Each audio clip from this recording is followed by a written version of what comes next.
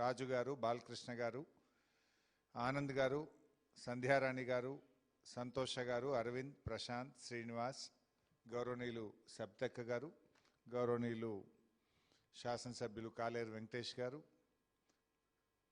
మన గౌరవనీయులు ముషీరాబాద్ శాసనసభ్యులు ముఠా గోపాల్ గారు, భాస్కర్ రావు అన్న గారు, ప్రభాకర్ రెడ్డి గారు, అరవింద్ గారు, పెద్దల రావుల చంద్రశేఖర్ రెడ్డి గారు, ఎర్రోల శ్రీనివాస్ గారు, గౌరవ మిత్రులు మాజీ శాసనమండలి సభ్యులు కర్నె ప్రభాకర్ గారు, ముఖ్యంగా మా సర్వేయర్ సోదర సోదరిమణులు అందరికీ నమస్కారం.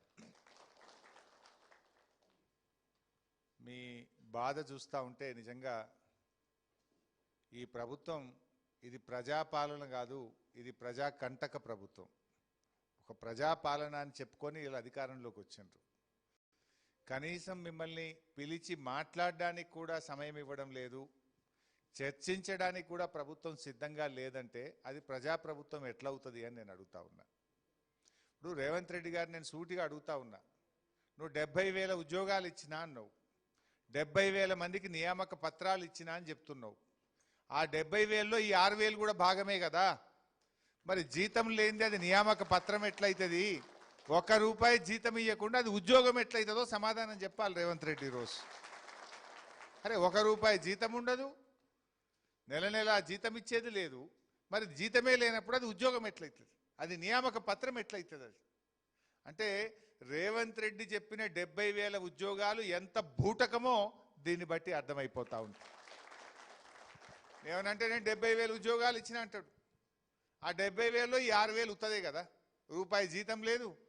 ఏమన్నా అడిగితే కలెక్టర్లు ఏమంటున్నారు మిమ్మల్ని? రైతుల దగ్గర వసూలు చేసుకోండి, ప్రజల దగ్గర లంచాలు తీసుకోండి. ఇదా ప్రజాప్రభుత్వం చెప్పేది? ప్రజలను అడుక్కోండి, ప్రజల దగ్గర లంచాలు తీసుకోండి, రైతుల దగ్గర అడుక్కోండి అన్నప్పుడు అది ఎట్లా ప్రజాప్రభుత్వం అవుతుంది? ప్రజల కోసం పనిచేసే ప్రభుత్వం ఎట్లయితుంది? మీరందరూ కూడా ఇలా బీటెక్ ఎంటెక్ చదివి graduates, civil engineering, civil diploma holders, ఇలా యువశక్తి మీరంతా కూడా. అంటే ఏమనుకుంటున్నాడు లోకేష్ కుమార్ కూడా ఒక ఐఏఎస్ ఆఫీసరు ఎంత బాధ్యత రహిత్యంగా అట్లా మాట్లాడొచ్చునా?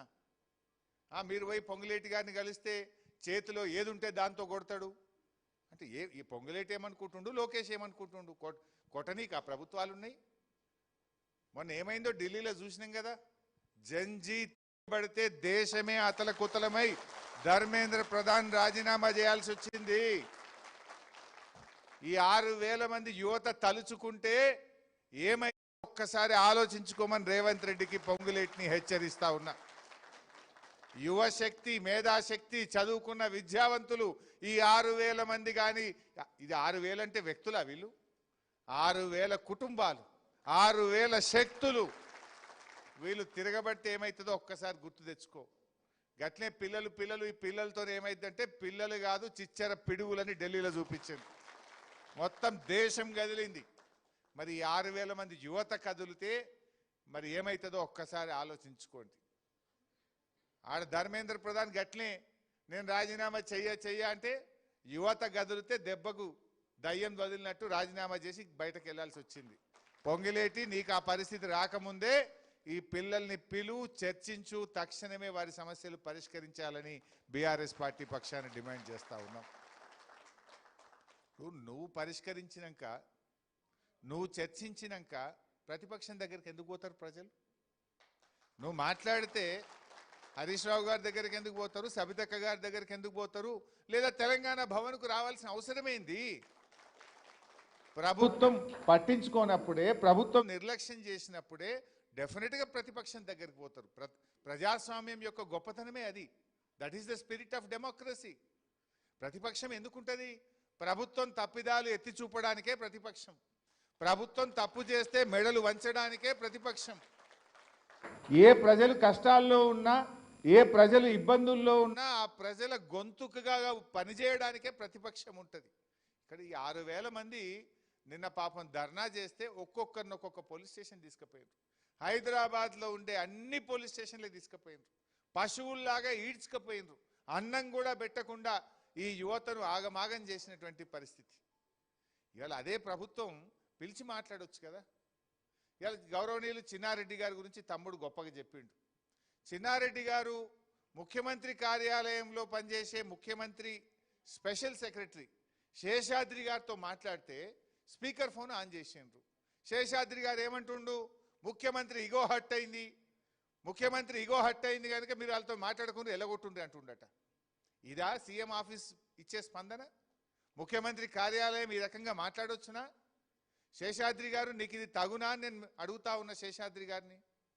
ముఖ్యమంత్రి ఇగో ముఖ్యమా, ప్రజల బాగోగులు ముఖ్యమా? ఎవడి మీద ఇగో?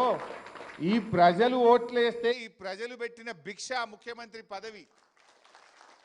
శేషాద్రి, నీకు వస్తున్న జీతం ఈ ప్రజలు కట్టే పన్నుల నుంచే నువ్వు జీతం తీసుకుంటున్నావు మిస్టర్ శేషాద్రి. ఇలా ప్రజల్ని పట్టుకొని ముఖ్యమంత్రి ఇగో హట్ అయింది. ముఖ్యమంత్రి ఏమైనా గాల్లకే ఊడిపడ్డా? ఈ ప్రజలు కలిసి పెట్టిన భిక్ష అది. ఇలా ముఖ్యమంత్రి ఇగో హట్ అయింది, వాళ్ళతో మాట్లాడొద్దు, వాళ్ళని ఎలగొట్టుండ్రి. What is this? ఇదేమన్నా ప్రజాస్వామ్యమా ఇంకేమన్నా? ఇదేమన్నా మిలిటరీ రాజ్యం అనుకుంటున్నారా? ఇది సరి అయినటువంటి పద్ధతి కాదు. బట్ ఏది ఏమైనా మీరు ఆందోళన చెందకండి. ఎందుకంటే ఇప్పుడే చెప్పినారు, పాపం ఇద్దరు ఆత్మహత్య చేసుకున్నారు. కుటుంబాలు గడవక, ఇల్లు గడవక, అప్పులు కట్టుకోలేక ఇద్దరు యంగ్ సర్వేయర్స్, లైసెన్స్డ్ సర్వేయర్స్ ఆత్మహత్య చేసుకున్నారు. ఇలా మీ పరిస్థితి ఏమైంది? జీతం రాదు, హెల్త్ ఇన్సూరెన్స్ స్కీమ్ లేదు, ట్రావెల్ అలవెన్స్ లేదు. ఆడికి పోయి సర్వే చేస్తే నీ పెట్రోల్కే సరిపోతలేవు నీ పైసలు. పెట్రోల్కు ఖర్చు ఎక్కువ, సర్వే చేస్తే వచ్చేది తక్కువ.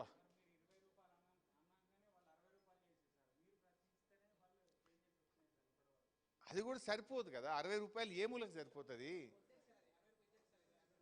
నువ్వు 60 రూపాయలు నీ పెట్రోల్ ఖర్చే 100 రూపాయలు. లీటర్ పెట్రోల్ కావాలంటే 100, అన్నం తినాలంటే 50 60 అవుతాయి. 60 రూపాయలు అన్నానికి పోతుంది, లీటర్ పెట్రోల్కి 100 పోతే నువ్వు మా అంటే ఒక రోజుకు 1-2 ఎకరాలు చేయడం కష్టం కదా. ఓ రోజు వర్షం పడుతుంది, ఓ రోజు పక్క పొంట రైతు సహకరించాడు, ఆందాక పోయినాక ఎల్లగొడతారు. ఎట్లా చెప్తాము?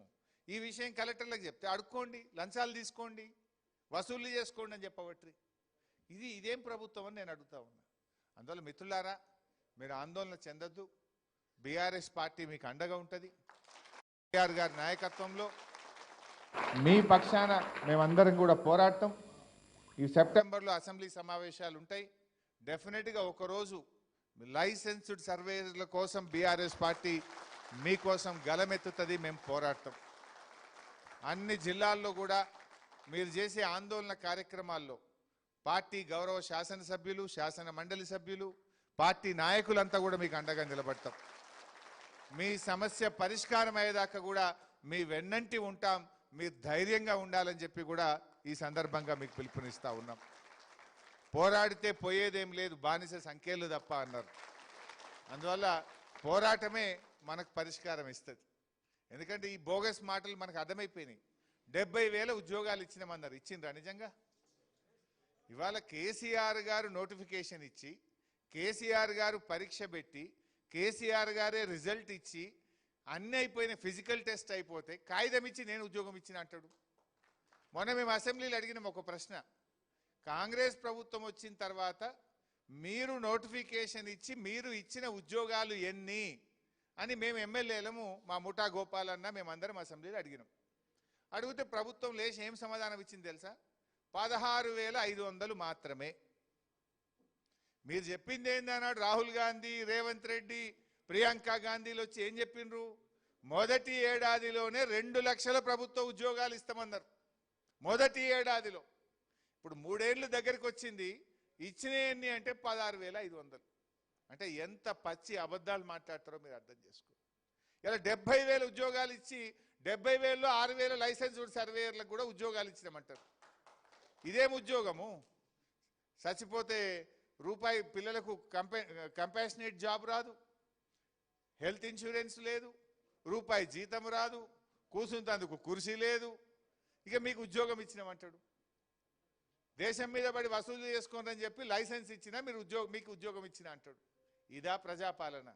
ఇదా రేవంత్ రెడ్డి చెప్పే మాటలు? అంటే నేతి బీరకాయలో నెయ్యి ఎంత ఉంటుందో రేవంత్ రెడ్డి మాటల్లో నిజమంత ఉంటుంది. ఇంతకంటే సాక్ష్యం ఏం కావాలి? 70,000 ఉద్యోగాల్లో మీ 6,000 కలపడం కంటే మోసం, దగా ఇంకోటి ఉంటుందా?